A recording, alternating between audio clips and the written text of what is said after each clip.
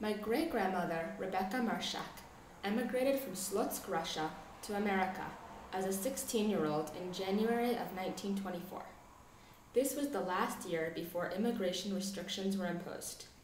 She met my great-grandfather, Benjamin Migdal, an immigrant from a small town outside of Warsaw, while handing out pamphlets for the Labor Zionist group in Prospect Park in Brooklyn, New York. In the following interview, my grandmother and great-aunt discussed their parents' experience as immigrants. Okay. Grandpa was a garment worker in New York City, and there was an offer to the Jewish garment workers of New York City that for $500 they could buy into this quasi-cooperative community in New Jersey. At that time it was called Jersey Homesteads. And they would each get a house, about a quarter acre of land, and a share in the 3 stores in the town, which were a clothing store, Clothing factory. They would get a share in the factory, right? and The farm and in the general store. The main source of income was supposed to be this factory, this clothing factory. There also was going to be a farm and 1 or 2 retail stores. The town my grandmother and great-aunt are describing, Roosevelt, New Jersey, was a vital part of our family's immigration. Moving their family from a tenement in Brooklyn to a house in New Jersey gave my great-grandparents a way to succeed economically, even though they were immigrants with little education living during the Depression. This would be one of the solutions of what to do in this terrible depression when so many workers were unemployed. Here was a new idea, and Jersey Homesteads would be one of the experiments where they would try out this new idea of saying, okay, we're going to take 200 families, we're going to move them in here, they're going to have a business, they're going to have a farm, they're going to grow some of their own food, and it will give people something to do in a time when they don't have jobs.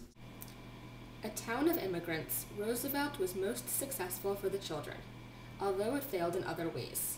The businesses that were originally supposed to be owned by the town were sold to private people. The mural shown here was painted by Ben Shahn in 1938. Shahn was a Roosevelt resident and painted the mural on the wall of the school for the whole Roosevelt community. The mural shows, from left to right, immigrants arriving at Ellis Island, organizing for better conditions through unions, and ultimately creating the planned community of Roosevelt, New Jersey. The children were really brought up to succeed and not to have that experience, to be able to succeed in America in ways that the parents couldn't. We'll just look at our family, grandma and grandpa. So they worked in factories, then later they bought a small cleaning store and worked very, very hard there. And then look at their 3 children, all college graduates, all have advanced degrees, all have professional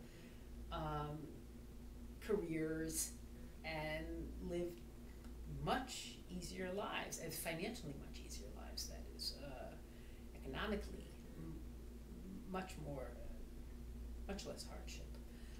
So in some ways this cooperative idea almost failed from the beginning.